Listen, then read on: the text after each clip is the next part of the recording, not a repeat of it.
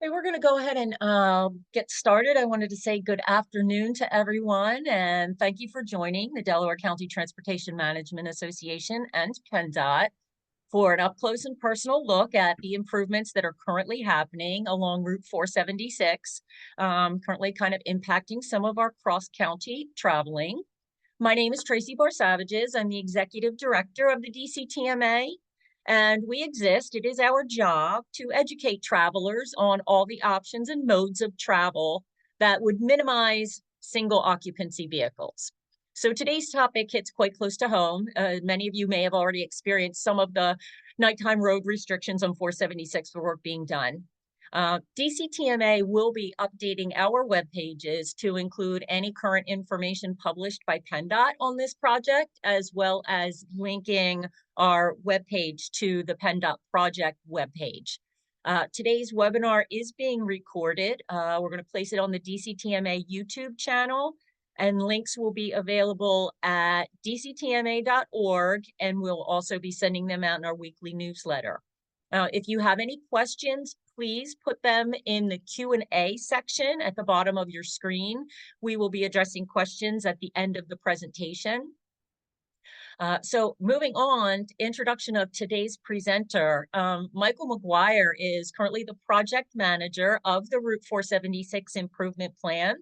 Michael's past experience includes being project manager and/or designer for a variety of public sector clients, including PennDOT, NJDOT, Pennsylvania Turnpike Commission, the Delaware River Port Authority, and the Philadelphia Streets Department. Mike's going to give us some insight into the schedules and locations that are going to be impacted along the way. And I'm now going to turn it over to Mike for further information. Thanks for joining us, Mike. Thank you for having me. Good afternoon, everybody. Tracy, you're still seeing my screen? Yes, I am. All right, we'll get started. A lot of things happening with the Blue Route, and a bunch more will happen in the future, as you may have heard from over the media. I know Fox, Delco Times, WPVI, and I think yesterday CBS covered a story about future improvements for the flex lanes, which is down the road. Right now, we're going to deal with, I'm going to go through projects that are under construction. We're going to do a look ahead sort of between now and the end of the year. Obviously, some of this is weather permitting, as with all our projects. And then I'll talk a little bit about the long-term project to get the ability to have a third lane between Westchester Pike and 95, at least when we need it, which is a lot. First project, well, so we've got 5 major projects going on out here. Well, we've got 5 projects going on in this quarter of the Blue Route between the Schuylkill Expressway and I-95, which is mostly Delaware County. It does get up a little bit into West Conshohocken and Lower Marion and Montgomery County as well. The first one is the McDade Boulevard interchange improvements, which has been under construction for some time. That construction's going to continue through this year and into next year. 476 section IMP is the major maintenance project that's going on the Blue Route. If you've tried to drive the road after 8 o'clock at night, you've been part of lane closures out there or been maybe caught up in it. That project is going to continue through the winter and through all of 2025. We have section ATC. That is a project to upgrade ITS facilities, queue detection, and add variable speed limits to the Blue Route between Westchester Pike and I-95. That project is under construction right now. It's hard to see that one with the other IMP project going on. We have a project to do some work. It's right next to the Blue Route. It isn't on the Blue Route, but Route 3 in the vicinity of Lawrence Road, which is for those folks coming from, well, I live in Havertown, Upper Darby, north side of Springfield that use Westchester Pike from the east, or Lawrence folks coming from Marple that use Lawrence Road from the southwest to get to the Blue Route interchange at Westchester Pike. There's some improvements in our future there. That's in final design. And then the other project is 476 section HSR. That is the flex lane project, which is still several years out, but it's in the middle of preliminary engineering now. So starting at the beginning, McDade Boulevard.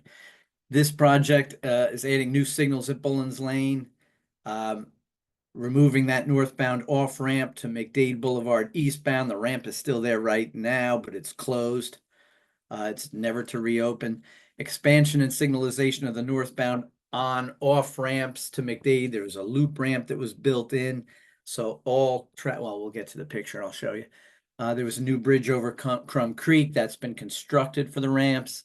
The removal of the old pedestrian bridge with the chain link fence that used to weave through the area on the east side of the Blue Route. And extension of the 3-lane section northbound. So 476 northbound now has 3 lanes up to just past the Bullens Lane Bridge. Bullens Lane goes over the Blue Route. So the Blue Route is 3 lanes northbound now. The idea there was to make sure that 476 was not backing up onto I-95 and to allow more merge time northbound. That's cut back on some delays in that area, but there's still delays there. We've extended on-ramps at McDade and for Route 1 northbound going up the hill to Cardinal O'Hara High School. Those improvements have also been made. Those of you who get on the Blue Route northbound from Route 1, there's a much longer on-ramp there. We want trucks and vehicles to get up to speed to try to reduce that backup that occurs every morning out there and at other times of the day. Here's McDade Boulevard. This is the new loop ramp. Well, there was a loop ramp there, but there's an improved loop ramp where everybody comes to this signal now. This is the ramp that has been closed. It's going to stay closed. And this is the old bridge that will, actually, I'll go on here. Hopefully you can see this. Can you guys see my cursor? We did. Now I see it. I see it. Okay. I just want to make sure because I was doing it on the other screen. This is the old pedestrian bridge that is going to be removed. There's a new pedestrian bridge that was put in place maybe 2 weeks ago. I'm not certain that I haven't been down there. I don't know if it's open to pedestrians yet.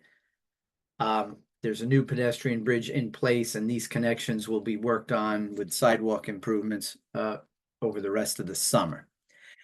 So what's done out here? We've completed the expansion and signalization of the northbound on-off ramp to McDade. That's the loop ramp. There's a new signal out here. We have the new bridge over Crum Creek for the ramp that was built last winter. We have extended the 3 lanes of I-95 or 476 traffic north. That's done past Bullens Lane. And then that northbound off ramp is now closed.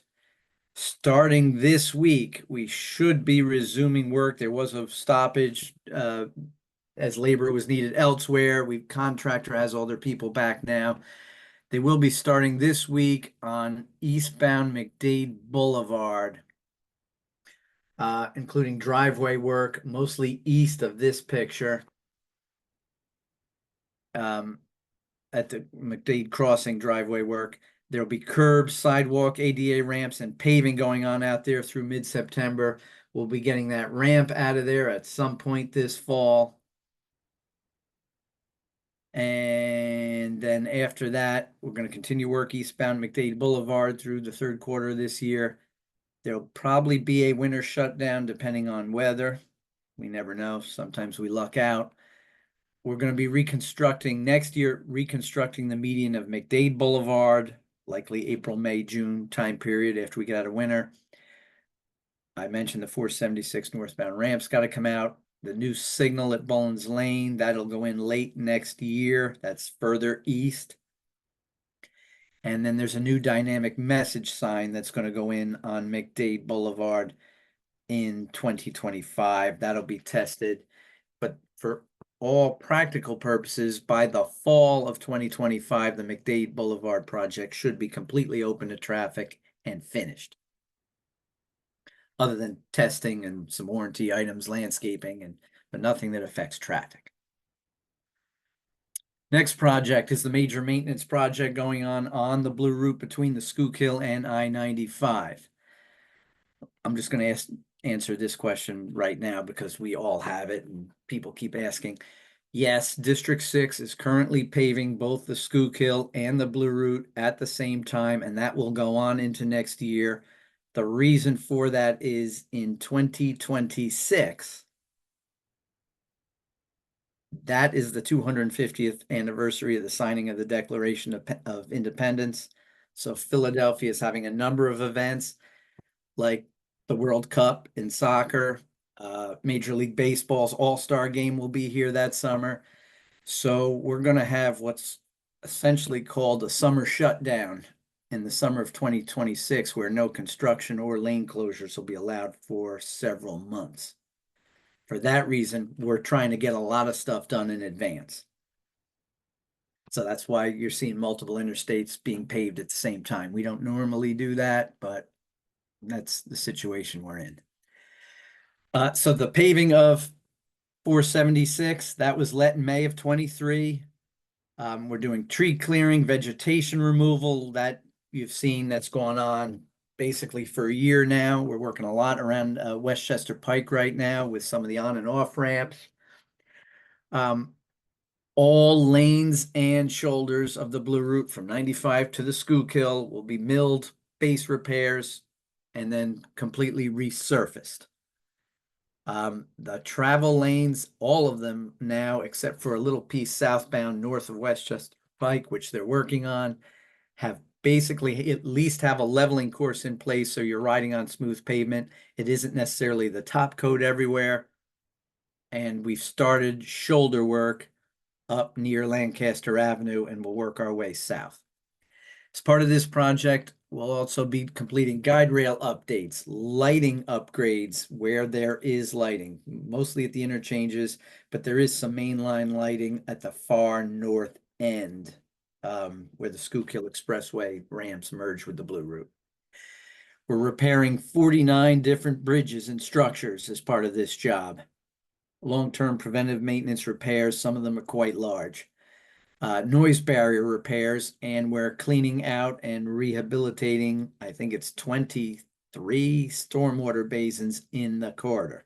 You'll notice there's some pieces of noise wall missing between Route 1 and Westchester Pike. That's for access for the contractor to get into some stormwater basins to the east of the highway, which are kind of walled off by noise wall on one side and Darby Creek on the other. So that's why those noise panels are out of there at the moment. Coming up, besides ongoing nightly lane closures, we're paving southbound around Route 1 all the way down to I-95. We're also started southbound around Route 30 working on the shoulder. Ramp and shoulder paving north and southbound is going to continue through October.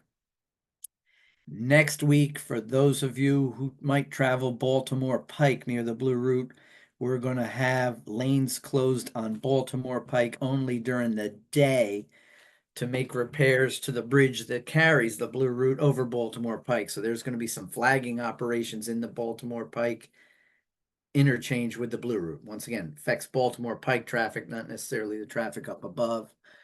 That's between Paper Mill Road and I want to say, I think it's Taylor Lane that comes in. It's a residential street that comes in on the west side.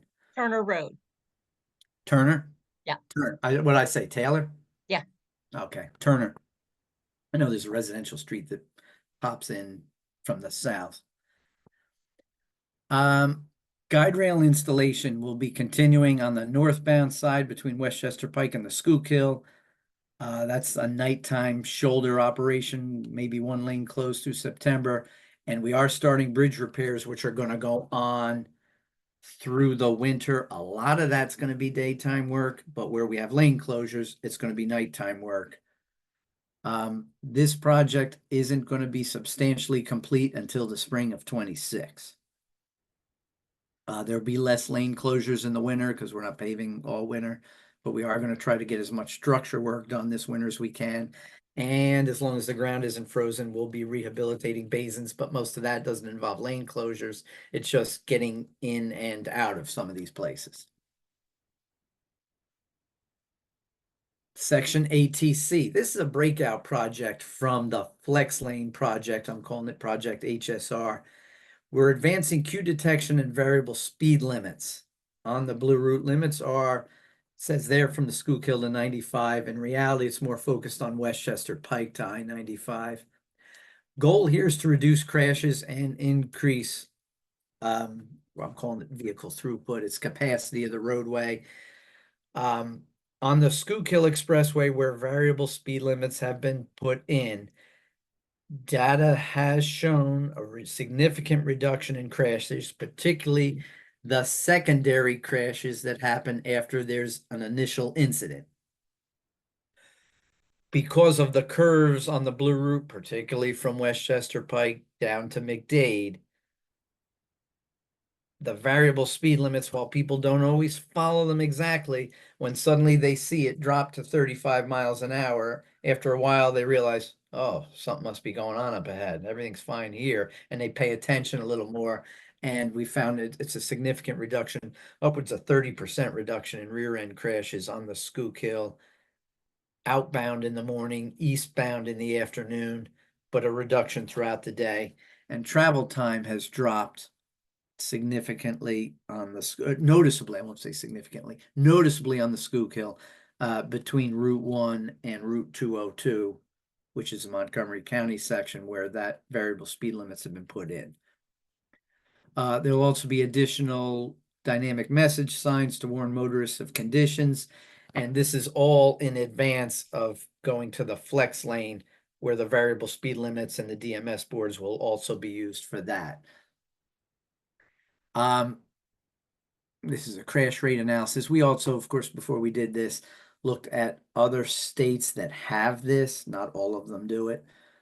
Georgia and Wyoming in particular saw a 1/3 reduction in rear end and fixed object crashes because it essentially reduces the situation where, and the Conshohocken curve on the Schuylkill is a great example, where you're going along 55 or whatever speed you're going, and you start going around a turn and suddenly there's a wall of traffic stopped in front of you.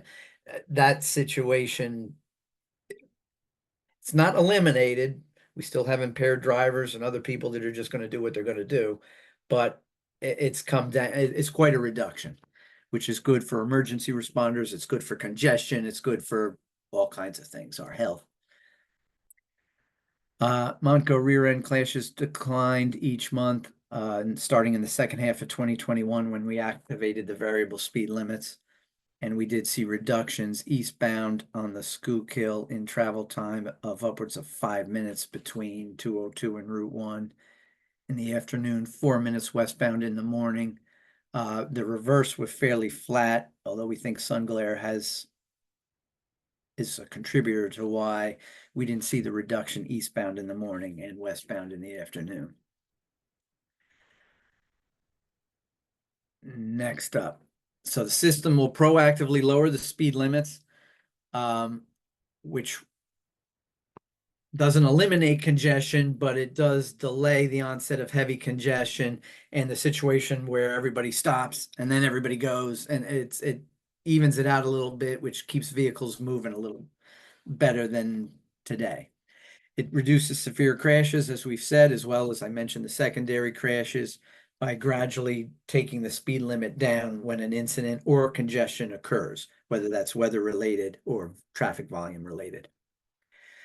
From the TMC, we'll be able to reduce the speed limit system wide in severe weather events, the snowstorms, the heavy rainstorms, thunderstorms, where we can drop the speed limit just for everybody in advance of a problem. And then we have the advanced queue warning and delays on the DMS boards. There'll be 9 new dynamic message signs spaced between the Schuylkill Expressway and 95, 58 variable speed limit signs, and upwards of 3 dozen vehicle detectors.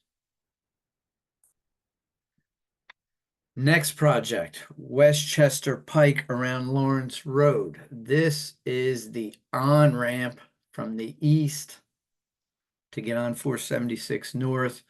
This is the on-ramp for folks coming from Newtown Square or Broomall to the west, where they'll make the left. This is Lawrence Road coming from Marple that comes down the steep hill and loops around. And then further east, there's the other Lawrence Road that comes down from Havertown. This is the area of the improvement. The project is in final design now. The goal of the project is to reduce congestion at Route 3 and Lawrence Road and better allow traffic to get on the Blue Route northbound in the morning, although it'll work all day long. What we're essentially going to do is add an additional westbound lane from the eastern leg of Lawrence Road, the one coming from Havertown, all the way to the Route 3 on-ramp. That lane will be separated from this intersection. It will not be signalized at this intersection. The ramp will sort of be a bypass lane to this second westernmost Lawrence Road intersection, if you're following what I'm saying, which I hope you are. There will have to be updated signals here.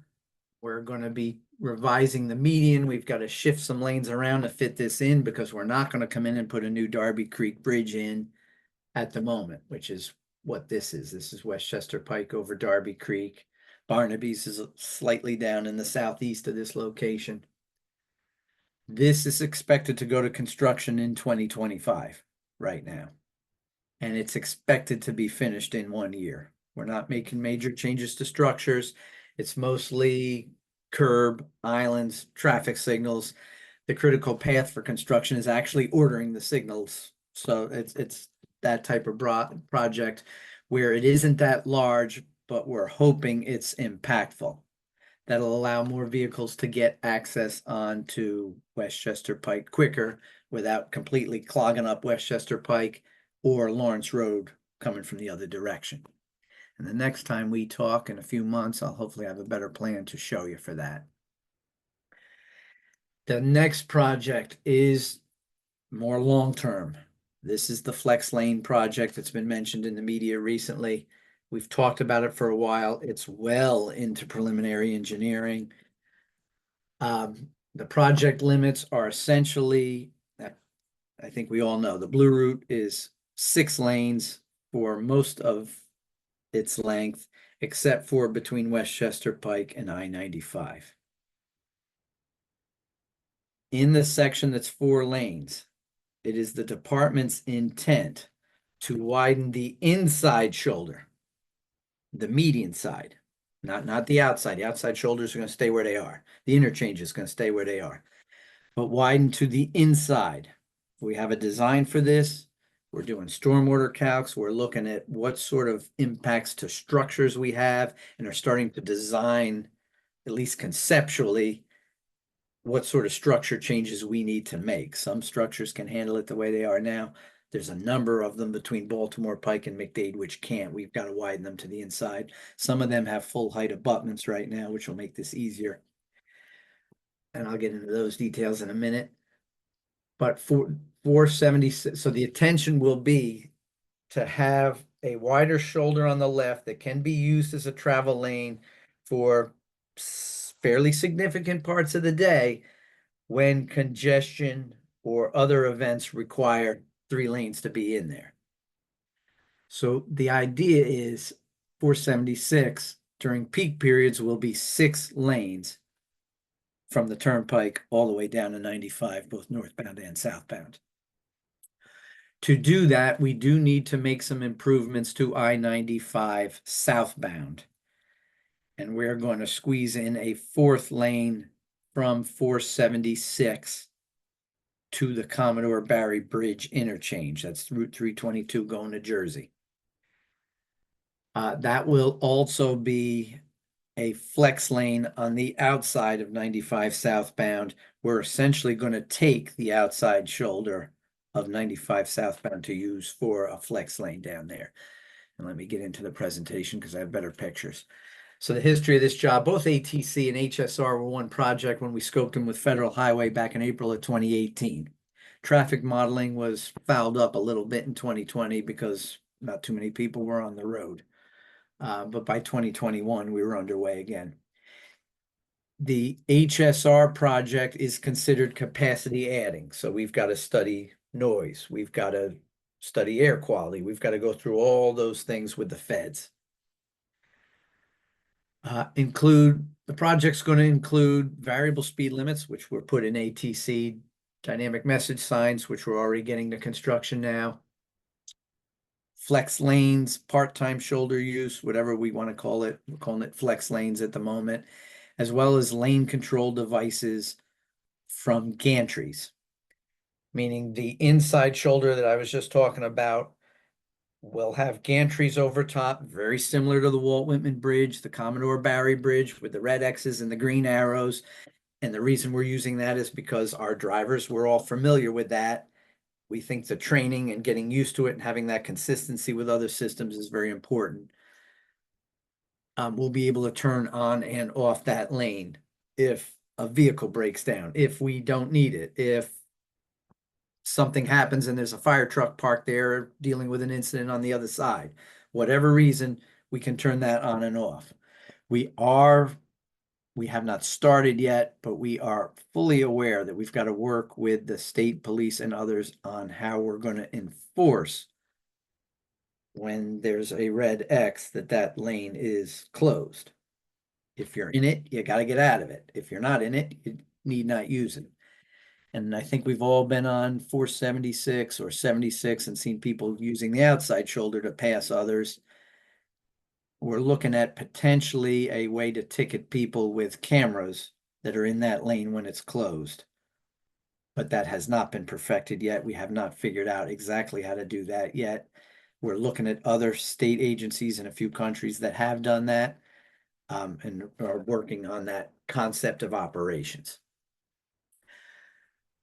We've completed traffic studies, design criteria we've sorted through. We did an alternatives analysis between should we use the outside shoulder, do we go to the inside? After talking to a number of emergency responders throughout Delaware County, as well as the state police, as well as maintenance folks, and just knowing that we need to keep a breakdown lane somewhere. We just can't have nothing for miles and miles and miles. We made the decision to use the median that's there now as the part-time shoulder use or the flex lane and leave the outside shoulder to its current use. All right, in 2021, we made the decision to break out ATC and then we let that's under construction. We talked about that already. Travel time, I think if we're all from Delaware County or we all pass through it routinely, we all know that northbound in the morning that a backup starts going up the hill from Route 1 to up near where Cardinal O'Hara High School is. And then in the morning, that backup just goes all the way back and fits and starts to McDade Boulevard. In the afternoon, that's not as bad. Most of the delays are concentrated around McDade Boulevard. We don't have that problem as much as we do in the morning. Southbound, the morning is not too bad. The area going down the hill from Cardinal O'Hara to Route 1 tends to back up. A lot of people get on Route 1 going southbound, and then that causes a backup, and usually it's pretty tight till you get down to Baltimore Pike, and then it opens up again. Southbound in the afternoon is a different story. That's probably starting to back up out there now, and tomorrow will probably be worse. With short traffic, weekend traffic. I think this weekend people start taking kids back to college or kids start going back to college. So we'll have more interstate travel than we normally do. But southbound in the afternoon backs up from Lancaster Avenue on and off all the way down. Once again, this is what I was talking about. This is a typical section. So when the shoulder, essentially right here would be where the inside shoulder ends now. It's about a 4-foot paved shoulder out there now. Some areas have an additional 4-foot graded. We have to widen that to about 13.5 feet because we're going to be up against barrier almost the entire way. So in the current condition, there would be a 4-foot shoulder here. And then the proposed condition, there'll be 13.5 feet there When it's open, 12 feet of that will be lane, and then there's a 1.5 foot offset to the barrier or guide rail, whatever's there, depending on location. When it's not active, this would simply be a 13.5 foot inside shoulder. And then the 12-foot paved outside shoulder and the 2 southbound or northbound travel lanes that are there today essentially stay as they are. We do have a little grading we got to do, but generally speaking, their use will remain the same. I-95, southbound. Today, there's 3 11-foot lanes. Actually, there's 3 12 lanes and 8-foot shoulder, 9-foot shoulder southbound at the tightest spot between the Blue Route and Commodore Barry. Once we go south of the Commodore Barry Bridge, then 95 south becomes 3 lanes with almost no shoulder, particularly in the area of between Angle and Highland Avenue. That's a pinch point with which this project is not going to deal with. There's a long-term project for 95 and 322 that's going to have to look at that area. What we're going to do from 476 to the Commodore Barry is we're going to go down to 4 11-foot lanes on 95 south. There'll be a 1.5 foot outside shoulder. When that outside shoulder is not being used as a flex lane, there'll be 3 11-foot lanes and a 12-foot outside, 12.5 foot outside shoulder. That is essentially the plan for that section of 95. Estimated benefits in terms of travel time. If we look out to 2030, some direction, 95 southbound in the morning, very little change. 95 southbound in the afternoon, measured between Wanamaker Avenue, 420, and 476 northbound ramp, travel time drops 4 minutes. That's given it's only a fairly short distance. That's fairly significant. 476 northbound measured from McDade down by 95 all the way up to Lancaster Avenue, the full 13.5 miles. In the morning, we're looking at a 7-minute travel time improvement. In the afternoon, 9 minutes, much of that improvement down at the bottom, south end at McDade. Looking southbound on 95 and the, whoops, where did I just go? Looking southbound in the afternoon, it's about a 6-minute improvement on I-95 measured from Route 420 Wanamaker Avenue to 322 westbound. That's 6 miles. In the morning, very little difference. But traffic tends to be going inbound in the morning, not southbound toward Wilmington. 476, the improvement in the morning is 4 to 5 minutes southbound from Lancaster Avenue all the way down to I-95. In the afternoon, it's a staggering 18 minutes. Now you say, how can you have 18 minutes of travel time improvement on the Blue Route? On a typical weekday, maybe not Monday, but Tuesday, Wednesday, Thursday, Friday, to go from 76 down to 95 on the Blue Route takes a good 45 minutes. In the middle of the night, you can do that trip in about 20 minutes without necessarily speeding. So it is a significant reduction.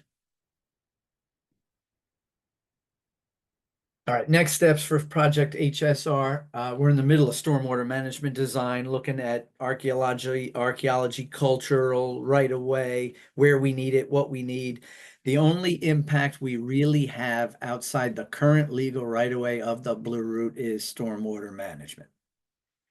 We're going to be expanding some facilities that are out there. We're going to need some new ones because we are basically adding 2 lanes of pavement, one northbound, one southbound, for about 14 miles. So it is a lot of impervious when you look at it that way. Safety review, they're in the middle of that now. Expect a safety submission in another month. That's quarter wide. And then design field view probably won't be till the first half of 2025. Structural analysis, we do have to expand several bridges. The bridges between Route 1 and Baltimore Pike basically are wide enough now to handle that extra lane on the inside. But when you go south of Baltimore Pike or north of Route 1, they're not. So we've got some work to do on some major structures out there. As I mentioned earlier, we're working on the concept of operations. How is all of this going to work? How do we communicate with the TMC? And we're also coordinating it with similar projects on the Schuylkill Expressway, which I won't get into here. Noise studies are ongoing. We want to make sure the existing noise barriers that are out there are adequate. In some places, we're going to have to expand, improve, add, whatever we have to do, we're going to do it. We'll continue coordinations. It's about, I'd say, twice a year, get together and I do a short presentation and talk to Delco EMS. There's a task force which DVRPC through Chris King has put together, which they talk through a number of issues which are informative for everyone. And then we're going to get to public officials this fall, municipal officials, hopefully for the end of the year, and then go out for public comment in the first quarter of 2025. Hope to have the job in final design during the second half of 25. Right-of-way acquisition's fairly minimal. We're not widening the whole blue route. That's the benefit of using the median. But there will be some for stormwater management, and we still have some utilities we have to talk to. Tracy? That's my high level. I just did a lot of talking there and I can't see any faces. So I don't know if everybody's sleeping or whether they're ready to well, I do do the have one thing. question in the Q&A, and I had another one that was texted to me. So lot of information. Great. Yeah. Thank you so much for taking the time to explain all of those. If anybody does have Q&A or anybody has questions, please type them into the Q&A. And we have a question here. Is there any way for people to get on the PennDOT email update list? I believe there is. I'll have to look into that. We do have a website, but I got to get it fixed up a little more. It does have information on it. Let me get this out there. The PennDOT District 6 website, District 6 is King of Prussia and covers engineering, maintenance, and everything for the 5 counties here in this corner of the state. On the District 6 website, under projects, there is a 476 page. I think we're calling it 476 active traffic management or active travel management. That we intend to update every 2 or 3 months and would be a good place to look. But I haven't got it fully updated at the moment. I want to get more images and pictures in there. Correct. So one of the things that DCTMA is also going to do moving forward is link we are creating a 476, like a survival page, like in adjacent to I-95. We currently have the Commute 95 project. So we will also be making like a dedicated page to 476. And once that's up and running, we will share links, and we will also be linking to the PennDOT project website directly. All right, when you're ready to do that, maybe you, myself, and a couple people, Brad Rudolph and some people from the district, we should all get together or on a call or in person and sort all that absolutely out, and we can do that. Sure. So I have another question here. Will PennDOT have any suggested detours to avoid 476 during this time? During this time, well, I guess under the construction or resurfacing. For the major paving that's going on now, because we're working mostly from 9 p.m. to 5 a.m., we don't have any suggested detours. And we can't necessarily route people to the Schuylkill because we're paving that at the same time. You know, we can't go 95, 291, 76 and come back. Right. 320 is a parallel route. 252 is a parallel route. 452 from 95 up to Route 1 is a parallel route. I know my wife used to take that all the time coming back from Delaware.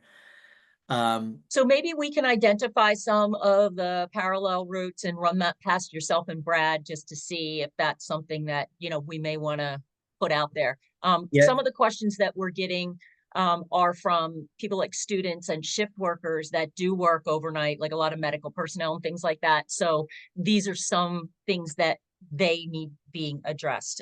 The other thing I would like to mention is that DCTMA is working with SEPTA to also identify any routes that would go up from like the Westchester Pike area up towards Radnor, maybe paralleling 476 and getting you from different places along 476, identifying those bus routes that will help you get there. So that will also be part of our webpage. Yeah, we don't have a ton of radial bus routes. Right. The So Blue it Route would just corridor, be other than identifying. 69th Street to King of Prussia, there's a couple of express buses there. I don't know how late those run though. Again, we're working with SEPTA to kind of identify some of those that may be helpful. Um, let's see, we have another question in here. Okay, here's one. Where will the soft shoulder start heading southbound from the Broomall exit? It will start immediately north of the Broomall exit and continue down to 95. Okay. So if you were to get on, there's two different ramps that actually feed southbound Blue Route. One is a loop that comes from the east. The other one is a direct ramp down that steep hill that comes from the west. Though, and the one benefit to widening to the inside is as you're getting on or off, but mostly getting on the Blue Route, you don't have to worry about, wait, is this a lane or is it not? All the interchanges are going to be the same. It's just there'll be a third lane. So essentially right now, if you're coming southbound from Conshohocken or somewhere up north, you get to Westchester Pike and the off-ramp is the lane drop. Correct. That's going to stay there, but at the same time, there's going to be a third lane that pops up on the left for use during certain times. Got it. So for anybody getting on the Blue Route at Westchester Pike, Broomall, Havertown, the third lane would already be there. Right. On the inside. On the Perfect. inside, yes. Great. We don't have any more questions. So I would like to thank Michael for all of this phenomenal information. DCTMA is going to keep abreast on this, like I said, through our web pages. Give us a couple of days to download the webinar and get it on our YouTube channel. And we'll be sending the YouTube link out in our weekly newsletter. And then I do have some requests to send that directly. So follow up with DCTMA. Thank you to everybody who's joined us today. Hope you've received some useful information. Continue to follow us on social media or on Facebook, Instagram, and X, and visit our web pages. Thank you, Michael, and thank you everyone for joining us today. Everyone have a wonderful day. You too.